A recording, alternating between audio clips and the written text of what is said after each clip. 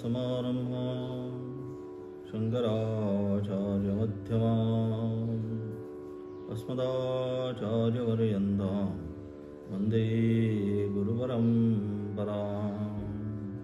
श्रुतिस्मृतिपुराणानाम् आलयं करुणालयं नमामि भगवत्पादं शङ्करं लोकशङ्करम्। शङ्करं शङ्कराचार्यं केशवं बादरायणं सूत्रभाष्यकृतौ वन्दे भगवन्तौ पुनः पुनः। ईश्वरो गुरुरात्मेति मूर्तिभेदविभागिने व्योमवद्व्याप्तदेहाय दक्षिणामूर्तये नमः। सहना भवतु सहनौ भुनक्तु सह वीर्यङ्करवावहै तेजस्विनावधीतमस्तमा विद्विषावहैः। ओम शांती शांती शांती।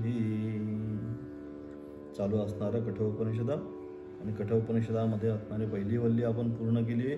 द्वितीय वल्लीमध्ये आता श्रेय प्रेय अभ्युदय आणि निश्रेयस हा जो विषय आहे, श्रेय आणि प्रेय काय प्राप्त करायचं आहे आणि काय प्राप्त करायचं नाही।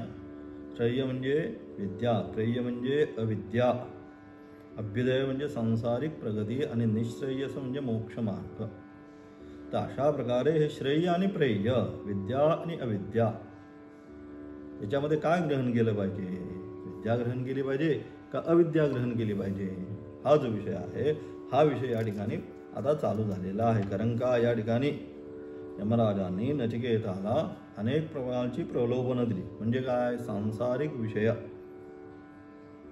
जे आहे ते सांसारिक विषयांबद्दल त्याच्या मनामध्ये काय आसक्ती निर्माण व्हावी सांसारिक विषयाबद्दल, म्हणून अनेक प्रकारची सांसारिक जी प्रलोभनं आहे, धन वित्त आदी हे सगळं हे त्याला दाखवलं तरी सुद्धा नचिकेता जो आहे हा प्रेय मार्गावर चालणारा नव्हता, तर कोणत्या? श्रेय मार्गावर चालणारा होता। श्रेय मार्गावर चालणं म्हणजे स्वतःचं आत्मकल्याण करून घेणं, आणि प्रेय मार्गावर चालणं म्हणजे सांसारिक प्रगती करून घेणे। सांसारिक जी प्रगती आहे कितीही केली तरी ती शेवटी काय आपल्याला शेवटपर्यंत अपूर्णच राहते, कधीच संसार पूर्ण होणारा नाही। आणि परमेश्वर नित्य पूर्ण आहे, त्याला पूर्ण करण्याची गरज नाही। आणि म्हणून अशा प्रकारे या ठिकाणी कोण? नचिकेता जो आहे काय म्हणतोय? मला जो प्रेय मार्ग तुम्ही दाखवलेला आहे तो प्रेय मार्ग नको, मग श्रेय जो मार्ग आहे, हा जो श्रेय मार्ग आहे हा श्रेय मार्ग तुम्ही मला पुन्हा सांगा। म्हणजे योयम वरम गूढ मनु प्रविष्टो, हा जो त्याचा विषय आहे की जो मी पहिल्यांदा वर मागितलेला आहे, कोणता? देहाच्या व्यतिरिक्त आत्मत्व का देह म्हणजेच आत्मा, हा जो नचिकेताचा प्रश्न आहे त्या नचिकेताच्या प्रश्नावरून पुन्हा नचिकेत दुसऱ्या पण वल्लीमध्ये तोच जो आपला प्रश्न आहे हा दृढ करण्याचा, नाही मला तीच जी शय्य विद्या आहे, आत्मविद्या आहे, अध्यात्मविद्या आहे तीच मला सांगा, मला बाकी काही नको। येन ज्ञातेन सर्वमिदं विज्ञातं भवती ती, शास्त्र म्हणतंय त्याचं एकदा ज्ञान झालं, एकच ती वस्तू अशी आहे की त्या वस्तूचं एकदा ज्ञान झालं की संपूर्ण जगताचं, संपूर्ण सृष्टीचं, संपूर्ण अखिलांड कोटी ब्रह्मांडाचं काय तुम्हाला ज्ञान होणार आहे। अशी जी वस्तू आहे ती वस्तू म्हणजे काय? ती वस्तू म्हणजे ते आत्मतत्व, चिदानंद रूप शिवोहम शिवोहम, सच्चिदात्मार आनंद स्वरूप असणारं ते आत्मतत्व ते कुठे आहे? ते बाहेर कुठेच नाही, ते तुझ्यामध्येच आहे। कुठे शोधिशी रामेश्वर आणि कुठे शोधिशी काशी, हृदयातील भगवंत राहिला हृदयातून उपाशित। की आपण सगळे जे आहोत ते पाहण्यासाठी इतरत्र सगळीकडे फिरत आहोत, परंतु तो आहे कुठे?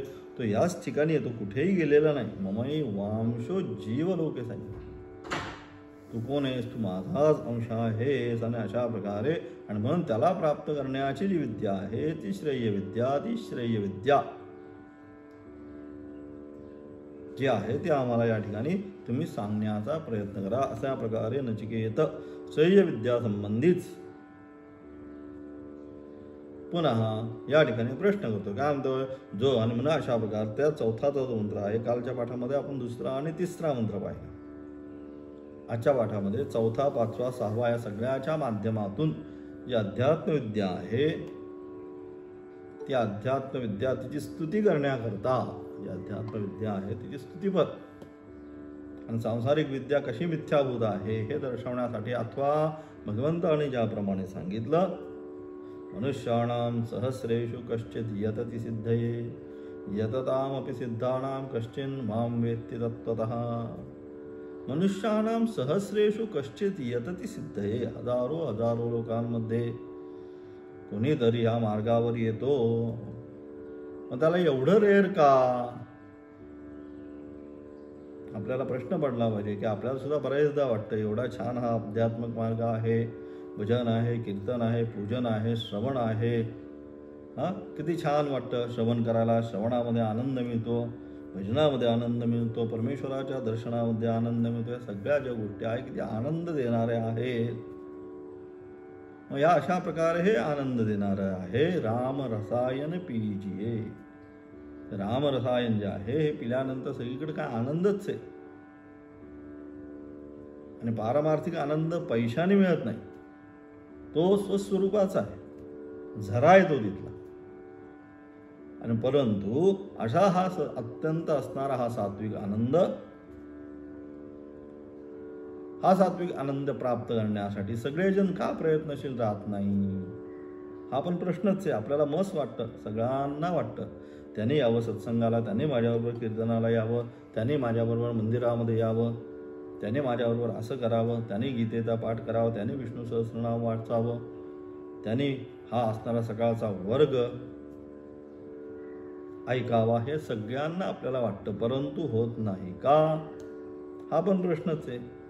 श्रेय मार्गावर आपण सर्वजण का जात नाही? एवढं का रेअर म्हणतो आपण त्याला, बरोबर?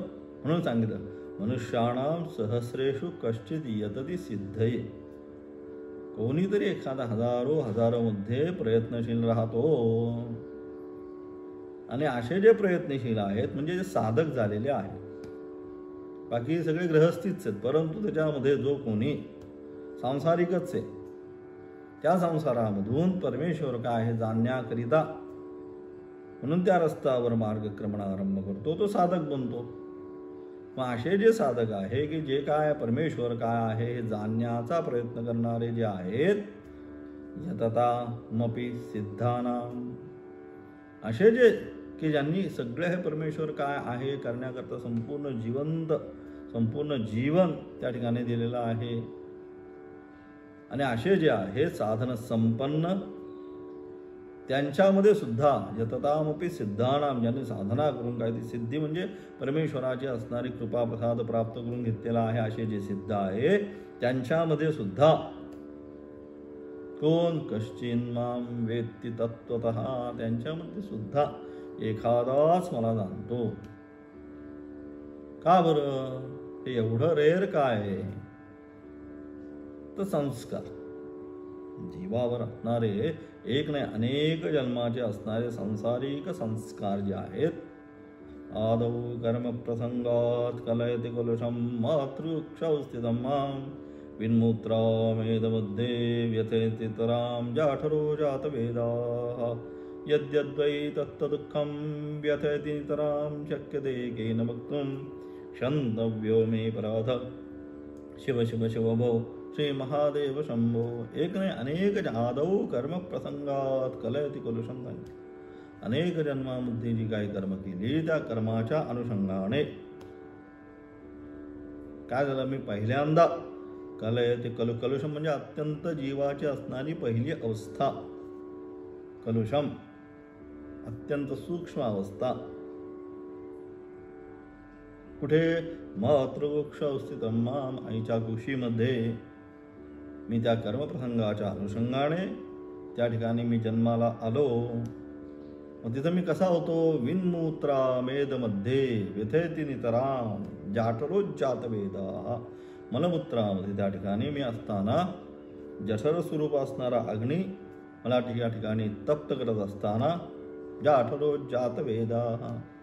यद्यद्वै तत्तदुःखम व्यथेती नितराम. आणि सगळीकडे त्या ठिकाणी मी पाहत होतो, सर्वत्र मला दुःखच त्या ठिकाणी दिसत होतो. आणि अशा अवस्थेमध्ये मी तुला हे भगवंता काय स्मरण केलं नाही, क्षंतव्य. तो काय झाला? माझ्याकडनं अपराध झाला, म्हणून तू मला काय कर? क्षमा कर.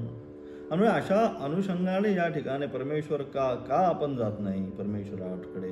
तर जीवामध्ये असणारे, नीट आता लक्षात घ्या, आपण सगळ्यांचा हा प्रश्न आहे की सगळे पारमार्थिक रस्त्यावर आले पाहिजे, सगळ्यांनी या मार्गावर यावं, सगळ्यांनी परमार्थ करावा, देवाची याद्वारे विभाक्षणवरी देवाच्याद्वारे यावं, भजन करावं, कीर्तन करावं, हरिपाठ करावा, जप जाप्य गीता विष्णू सहस्रनादे पठन करावे, ज्ञानेश्वरी अभंगाची असणारी गाथादी वाचन करावे. सगळ्यांना आपल्याला वाटतं, पण तसं होत नाही प्रत्यक्षात. फार रेअर लोक आहेत, कमी आहे. आध्यात्मिक मार्गाकडे येणारा जो ओढा आहे अत्यंत कमी आहे. लाखो जे लोक आता त्या ठिकाणी आपल्याला दिसले तर कोटीच्या मध्ये लाख, म्हणजे रेअरच झालं ते. आणि म्हणजे अशा प्रकारे काय येत नाही तर जीवामध्ये असणारे, जीवामध्ये एक दोन अंश आहेत. एक कोण? जीवामध्ये असणारा एक प्रकृतीचा अंश आणि एक परमात्म्याचा अंश आहे. जीवामध्ये एक प्रकृती आणि एक परमात्म्याचा अंश. प्रकृतीच्या अनुषंगाने जीवात्मा संसाराकडे जाण्याचा प्रयत्न करतो आणि परमेश्वराच्या अंशाच्या अनुषंगाने कुणाकडे? परमेश्वराकडे जाण्याचा प्रयत्न करतो. यामध्ये त्या जीवाची जी वासना आहे, संस्कार जे आहेत ते अनंत कालापासून आलेले, आजचे नाही, अनादी अनंत अनादी कालापासून त्या ठिकाणी सांगितलं. कधीपासून हे अज्ञान? तर अनादी अनिर्वाच्य, कसं आलं सांगता येत नाही. त्या अनुषंगाने तो काय? सांसारिक विषयाकडेच जाण्याचा प्रयत्नशील राहतो. आणि हे परमात्म्याचे असणारे संस्कार त्या प्रमाणात कमी असल्यामुळे तो त्या ठिकाणी असणारा पारमार्थिक रस्त्यावर येण्याचा, मार्गावर येण्याचा त्या क्रमण हे कमी होत राहतं. आणि म्हणजे अशा प्रकारे हे संस्कार शेवटी या सगळ्याला कारणीभूत. आणि म्हणून या ठिकाणी श्रेय जो ग्रहण करतो, आता चौथा जो मंत्र आहे त्याच्या अनुषंगाने तोच सगळा सारासार आता जो सगळे मंत्र येणार आहे त्याच्यातनं हेच सांगण्याचा प्रयत्न केलेला आहे की हे जे ज्ञान आहे हे अत्यंत दुर्लभ असल्यामुळे इथे येणारा जो साधक आहे हे अत्यंत कमी आहेत असं या ठिकाणी त्यांना सांगायचं. म्हणून जो श्रेय ग्रहण करतो त्याचे शुभ होतो. आणि म्हणून जो श्रेय मार्ग ग्रहण करतो म्हणजे आत्मविद्या अध्यात्म मार्गावरती जो येतो त्याचं शुभ होतं. आणि जो प्रेय ग्रहण करतो तो पतित होतो. प्रेय मार्गावरून सांसारिक मार्गावर जातो तो पतित होतो, म्हणजे पुन्हा पुन्हा जन्म आणि मरणाच्या चक्रामध्ये सापडतो असे प्रथम मंत्रामध्ये सांगितले. ते का पतित होतो? मग त्याचं उत्तर आता यमराज चौथा मंत्रापासून देतात. काय? दूरमेते विपरीते विशुचे अविद्यायाच विद्येति ज्ञाता विद्याभीप्सितं नचिकेतसं मन्ये नत्वा कामा बहो लोलुपन्त. दूरमेते विपरीते विशुची अविद्यायाच विद्येति ज्ञाता, की जो काय जी आहे या ठिकाणी असणारी कोणती? आत्मविद्या आणि विद्या या ठिकाणी असणारी जी विद्या व अविद्या रूप काय जी आहे जी ओळखली जाते. दोन प्रकारे सांगितलं त्यांनी. एक विद्या सांगितली ते श्रेय आणि प्रेय. एक विद्या आणि अविद्या काय जी विद्या व अविद्या रूप ओळखली जाते व दोन्ही काय अत्यंत विरुद्ध स्वभावाची आणि विपरीत फळ देणारी आहे. या दोनच सांगितले मार्ग. म्हणून काल सांगितलं लोकेस्मिन द्विविधा निष्ठा पुरा प्रोक्ता मयानग. किती सांगितले मार्ग? दोनच सांगितले. कर्ममार्ग आणि दुसरा ज्ञानमार्ग. ज्ञानमार्ग आणि कर्ममार्ग सांगितलं. तेच सांगितले. हे दोनच सांगितले. आणि ते कसे?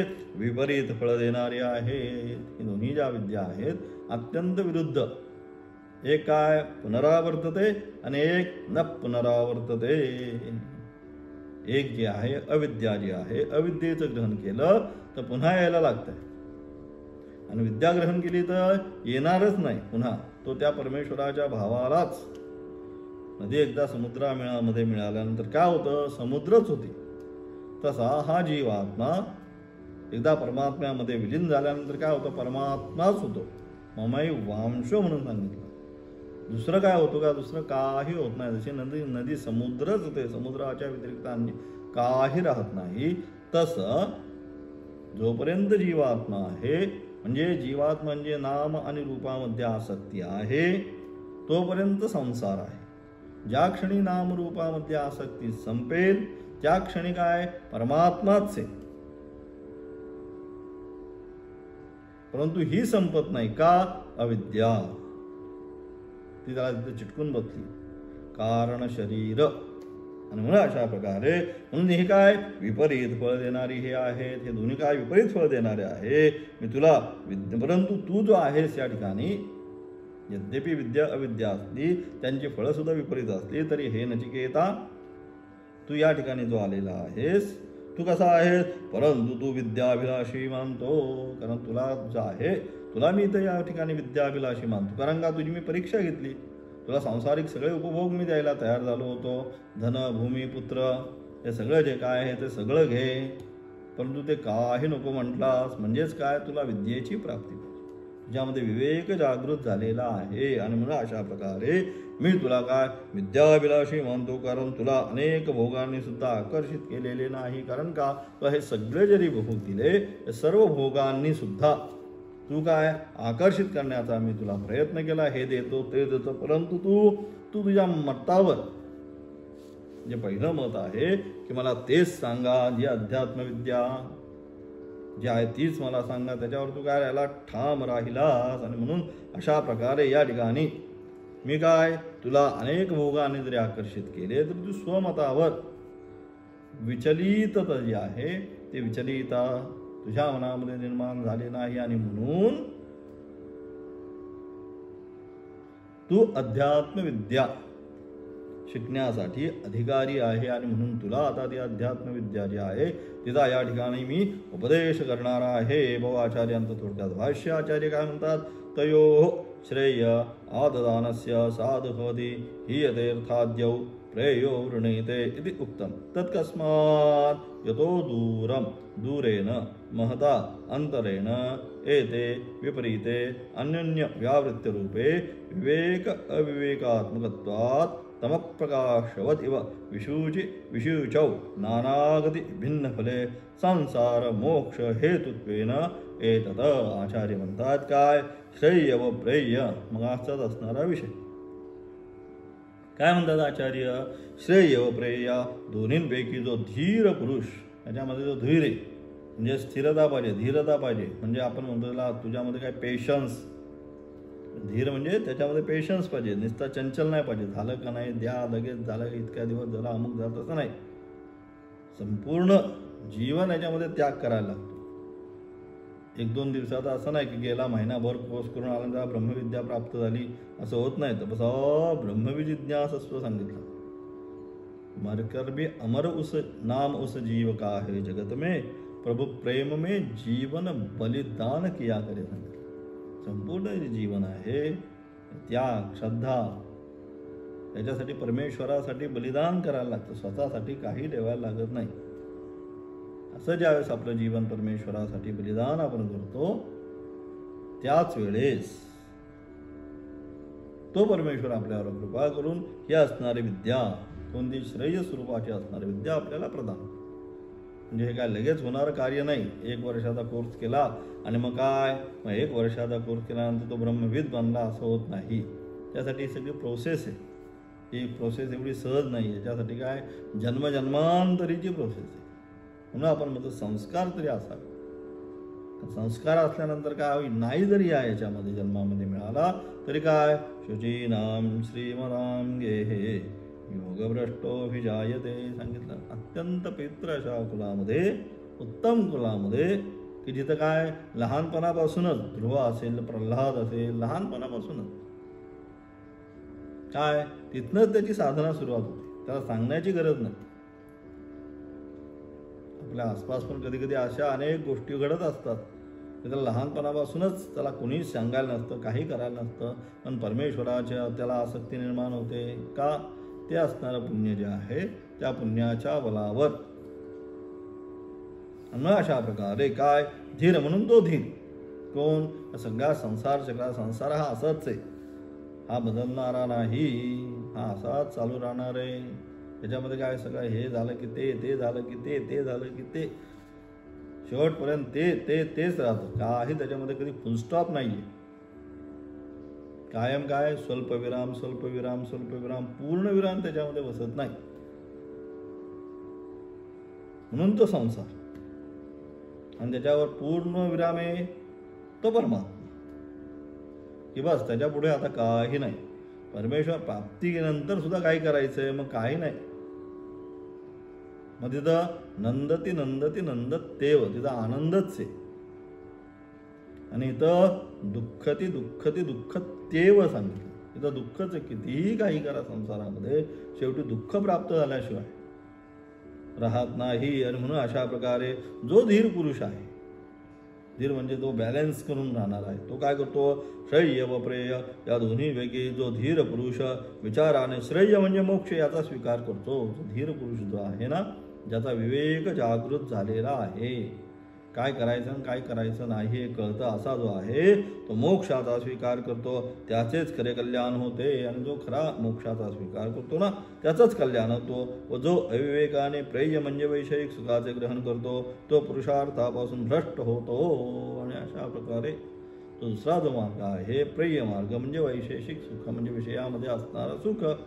श्रोत्रम त्वक चक्षु रत्नाग्राणम खायला पाहिजे, ऐकायला पाहिजे, सुंदरपैकी बसायला मऊ घातली पाहिजे, अशा प्रकारे विषयांमध्ये असणारं जे सुख आहे ते जो पाहत जातो तो काय करतो तो सर्वथा पुरुषार्थापासून भ्रष्ट होतो. जो पुरुषार्थ काय परमपुरुषार्थ मोक्ष त्याच्यापासून तो भ्रष्ट होतो, तो पुरुषार्थापासून भ्रष्ट होतो असे पूर्वी सांगितले.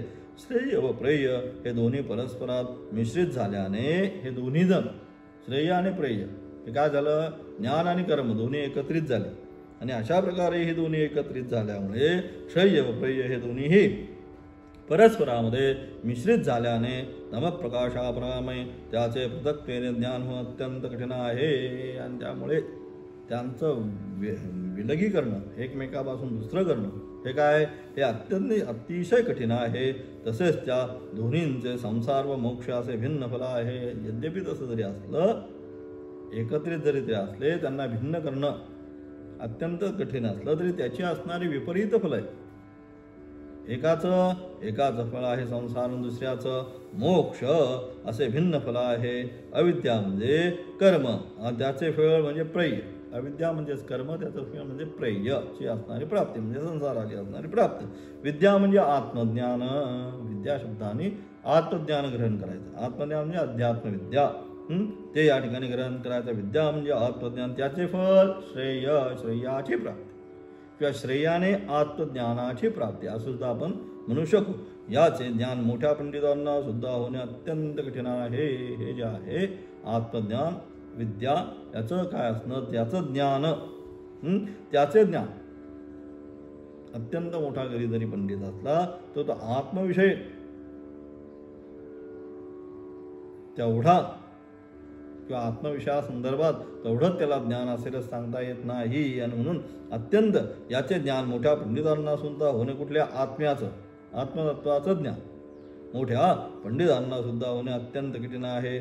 तू मात्र अविद्येचा त्याग करून आत्मविद्येचा अभिलाषी विद्यार्थी आहे. परंतु असं जरी असलं तरी तू हे नचिकेताला म्हणतात, हे नचिकेता तू कोण आहे? तू आत्मविद्येचा अभिलाषी विद्यार्थी आहे. तू मात्र आत्मविद्या प्राप्त करण्यासाठी अभिलाषी म्हणजे त्याची इच्छा करणारा अथवा असणारा त्याला अधिकारी आहेस, अधिकारी विद्यार्थी आहेस अशी माझी खात्री झाली आहे.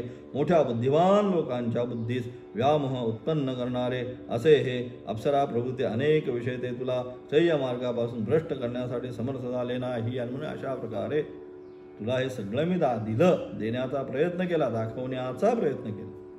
परंतु हे सगळं दाखवल्यानंतर सुद्धा तू आपल्या मार्गापासून विचलित झाला नाही.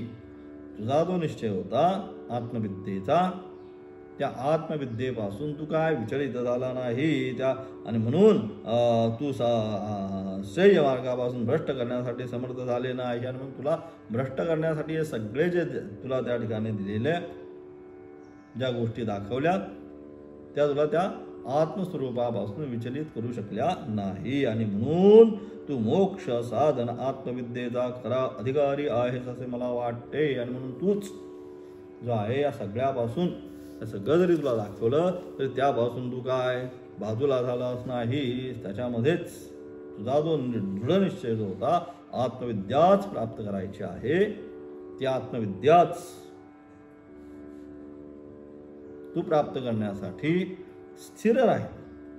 नाही तर मग काय एखादा म्हणेल हे देतो त्या बाजूने जाईल ते देतो, तसं झालं नाही. आणि म्हणून अशा प्रकारे त्यानंतर 5व्या मंत्राच्या द्वारे पुन्हा म्हणतात अविद्यायान्तरे वर्धमाना स्वयं धीरा पंडितं मन्यमाना दंद्रम्यमानो पर्यंती मूढा अंधेनैव नियम तथा अंधाः. आणि म्हणून अशा याद्वारे पुन्हा असणाऱ्या 5व्या मंत्राच्या द्वारे जे प्रेय विद्या आहे, जो या अविद्येमध्ये राहणारे आहे, जे या अविद्या म्हणजे प्रेय विद्या, निश्चयस विद्या, अभ्युदय नाही, अशा प्रकारे असणे अपराविद्या. त्याला दुसरं नाव परा आणि अपरा. परा म्हणजे ब्रह्मप्राप्ती, अपरा म्हणजे संसार प्राप्ती. श्रेय प्रेय अभ्युदय निश्चय परा अपरा हे तिचीच नाव आहेत वेदांताच्या अनुषंगाने ठेवलेली. आणि म्हणून जो या अविद्येमध्ये राहणारे, अशा प्रकारे जे हे अविद्ये प्रेय विद्येमध्ये राहणारे, अपराविद्येमध्ये राहणारे, सांसारिक विद्येमध्ये राहणारे जे आहेत, जे या अविद्येमध्ये राहणारे परंतु आपल्यालाच खूप बुद्धिमान मानणारे, आपल्यालाच पंडित मानणारे, परंतु या विद्येमध्ये राहून सुद्धा काय स्वयं धीरा पंडितं मन्यमानाः. आज काय काय असतात लोक आपण पाहतो की स्वतःलाच काय म्हणतो, तो स्वतःला फार हुशार समजतो.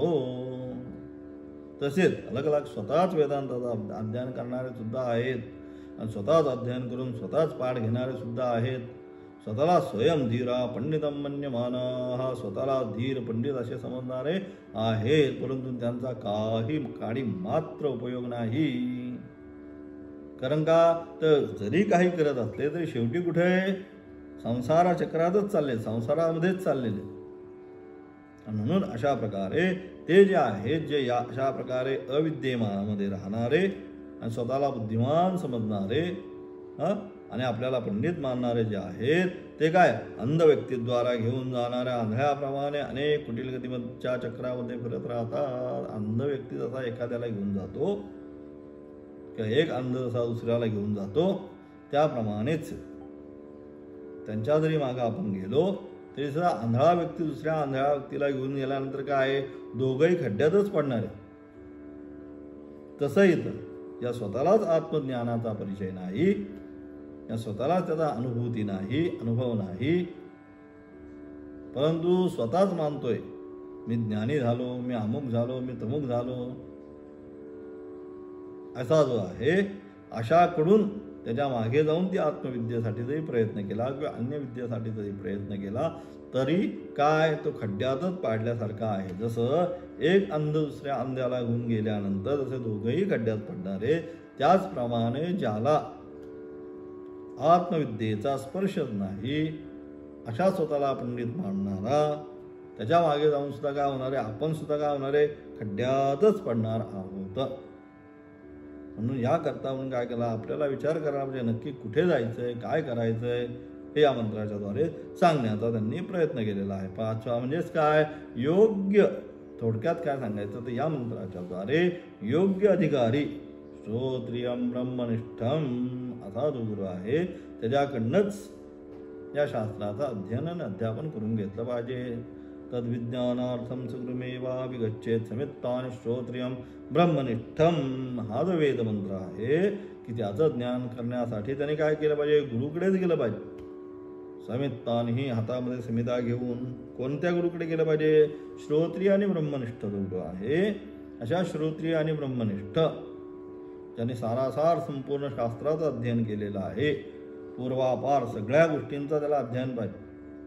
मागच्या पाठात सांगितल्याप्रमाणे त्या नुसतं काय वेदांत शिकायचं म्हणजे वेदांतच नाही, वेदांताच्या अनुषंगाने तर्कादी आणि इतर अर्थसंग्रहादी अनेक जे आहे, पूर्वमीमांसा आहे, अनेक जे दुसरे विषय तर्कशास्त्र आहे, अनेक जे विषय आहेत त्यांचं पण अध्ययन झालं पाहिजे.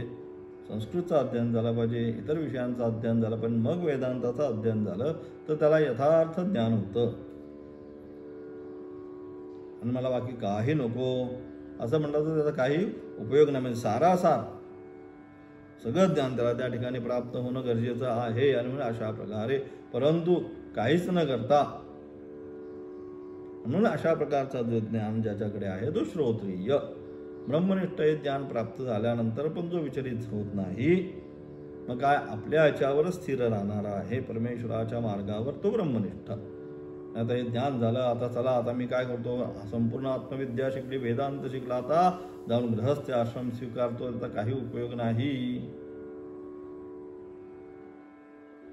म्हणून अशा प्रकारे त्यात 2 शब्द जे सांगितले, श्रोत्रियम ब्रह्मनिष्ठ, कोणाकडनं घ्यायची तर ज्याचा सारासार शास्त्राचा अभ्यास झालेला आहे असा असणारा ज्ञानी, आणि जो त्यामध्येच राहणार आहे. त्याचा शास्त्राचा अभ्यास झाला आहे पण जीवनामध्ये काहीच नाही, त्याचा पण काही उपयोग नाही. म्हणून अशा प्रकारे जे स्वयंधीरा पंडितम मन्यमाना, हे स्वतः स्वतःची स्तुती करणारे, स्वतः स्वतःला वाटतं की मी शिकलो आहे असे म्हणणारे, स्वतःच अभ्यास करणारे, त्यांच्याकडे जाऊन काही उपयोग होत नाही. अलग लक्ष ये. तू आचार्यांचं काय म्हणतात, भाष्य आचार्य म्हणतात, 5व्या मंत्राचं भाष्य आचार्य म्हणतात, हे तू संसारभाजो जना अविद्यायाम मंतरे मध्ये घनीभूते इव तमसी वर्तमानाः अपेष्टमानाः पुत्रपश्वादि तृणपाशाशतैः स्वयं धीराः प्रज्ञावन्तः पंडिताः शास्त्रकुशलश्चेता मन्यमानास्ते नन्द्रम्यमानाः अत्यंत कुटिलाम अनेक रूपां गतिं गच्छन्तः जरा मरणरोगादि दुःखैः परिगच्छन्ति मूढाः अविवेकिनः अंधेनैव दृष्टिविहीनेन नैव नियमानो विषमे पथि यथा बहिर्बोधा महान्तमनर्थं पृच्छन्ति तद्वत्. अशा प्रकारे संसाराच्या ठिकाणी नेहमी आसक्त असलेले, केवळ संसारामध्येच आसक्त, दुसरं काही नाही. त्या सगळ्यावर संसाराची अत्यंत टीका या सगळ्या मंत्रातून केलेली. म्हणून पुन्हा तोच विषय येतो या ठिकाणी. जे संसारामध्ये काय झालेले, अत्यंत आसक्त झालेले आहेत, संसाराच्या व्यतिरिक्त दुसरं काही त्यांना दिसत नाही, असे जे संसाराच्या ठिकाणी अत्यंत नेहमी आसक्त झालेले, अविद्येमध्येच नेहमी बुडालेले असे लोक, आणि काय अविद्येमध्येच बुडाले, ते संसारात बुडाले म्हणजे अविद्येमध्येच बुडाले असे लोक, अत्यंत निबिड दाट अशा अंधकाराप्रमाणे, हे काय अत्यंत निबिड अत्यंत दाट अशा अंधकाराप्रमाणे काय पुत्र पश्वादी ठिकाणी जे शेकडो तृणापाशाने स्वतः जखडलेले आहेत, हे सगळेचे सगळे काय जखडलेले, सगळे बांधले गेलेले. कशाने? पुत्रपश्वादीच्या अनुषंगाने त्या सर्व धनसंपत्ती माझं माझं माझं माझं माझं करत या सर्वत्र काय सगळी जी शृंखला जी आहे, या सगळ्या शृंखलेने काय झालेले आहेत, हे बंधनाला प्राप्त यांनी करून घेतलेला आहे. आणि असे शेकडो अशा तृणपाशाने स्वतःला जखडलेले असे असूनही आम्ही मोठे प्रज्ञावान शास्त्रज्ञ पंडित आहोत असे समजतात, पण हे सगळे वास्तविक स्वतः बांधले गेलेलेच आहेत. परंतु तरी सुद्धा काय समजतात स्वतःला, तरी सुद्धा स्वतःला मी पंडित, मी अमुक, मी तमुक, तरी सुद्धा स्वतःला काय प्रज्ञावान शास्त्रज्ञ पंडित आहोत असे समजतात. ते अत्यंत निंद्य कुटील अशा अधोगतीत जातात. आणि अशा प्रकारचे जे स्वयंधीर स्वतःलाच मानतात,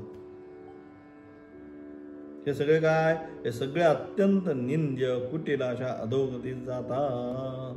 आणि हे सगळे जे काय आहे, हे सगळे जरी आपल्याला वाटलं बरोबर करणे की असं आहे तसं आहे, परंतु हे सगळे काय, हे सगळे अधोगतीच जाणार आहेत. सोम नको कुठे. अध्यात्म शास्त्रामध्ये आल्यानंतर किंवा पारमार्थिक मार्गावर आल्यानंतर कुठल्याही प्रकारचं सोंग करून काही उपयोग होत नाही. आपणच काय करतो, सोंग केलं तर सोंग केले तर आपण आपली विवंचना स्वतःला फसवून घेतो. म्हणून अशा प्रकारचे ते काय फसून घेतो म्हणजे काय, जरा मरण रोगादी अनेक दुःखाने युक्त होतात. अशा प्रकारचे जे लोक आहेत, जरी कितीही जरी असलं स्वतःला विद्यमान समजणारा, पंडित समजणारा, परंतु तो जर प्रेय मार्गावर असेल, सांसारिक मार्गावर असेल, तर तो स्वतःला फसवत राहतो आणि या जन्म मरणादी दुःखाने युक्त होतं. असे मूढजन अविवेकी असल्याने हे सगळे मूढ अविवेकी अशा प्रकारचे लोक, ते काय अविवेकी असल्याने अंधळ्याने मागून कठीण मार्गातून जाणारे असे जे आंधळे, त्याचप्रमाणे सगळे खड्ड्यात पडतात, त्याप्रमाणे मोठ्या अनर्थास प्राप्त होतात. जसा एका आंधळ्याच्या मागे हे बाकीचे सगळे आंधळे जात राहतात, तसा तो स्वतःला पंडित मानतोय, पण हे पंडित आहेत, पण त्याच्या मागे जाणारे हे सगळे की ज्यांना काय शास्त्राचं यथार्थ ज्ञानच नाही, मुख्य माणसालाच नाही तर बाकीच्यांना येणार कुठनं. पण तो स्वतः सकट हे बाकीचा असणारे सगळा जो ग्रुप आहे, सगळ्यांचे आपापले सगळे, आता आजकाल सगळ्यांचे आपापले, पहिल्यांदा सगळे संप्रदाय होते, आता प्रत्येकाचा आपापला भक्तवर्ग निर्माण केलेला आहे. त्या भक्तवर्गाच्या मार्गातून त्यांचा आणि भक्तांचा उद्धार करण्याचा जे प्रयत्न करतात, अशा प्रकारे हे सगळेच्या सगळे जर यथार्थ ज्ञान नसेल तर काय, ते सगळेच्या सगळे खड्ड्यामध्ये जाऊन पडतात. अशा प्रकारे या ठिकाणी जे स्वतःला पंडित मानतात, परंतु वास्तविक त्यांना आत्मज्ञान नाही, त्यांच्या मागे जाऊन काही उपयोग होणार नाही, हे असणाऱ्या 5व्या मंत्राच्या द्वारे सांगण्याचा त्या ठिकाणी प्रयत्न करून 6व्या मंत्र जो आहे त्यांचा असणारा मूढता जी आहे, म्हणून अशा प्रकारे मूढते का बरं हे लोक जे आहेत हे त्यांच्याच मागे का जातात, याचं उत्तर पुढच्या 6व्या श्लोकाच्या द्वारे देण्याचा प्रयत्न केला. त्याचा विशेषार्थ उद्याच्या पाठाला पाहणार आहोत. ओम तत्सत.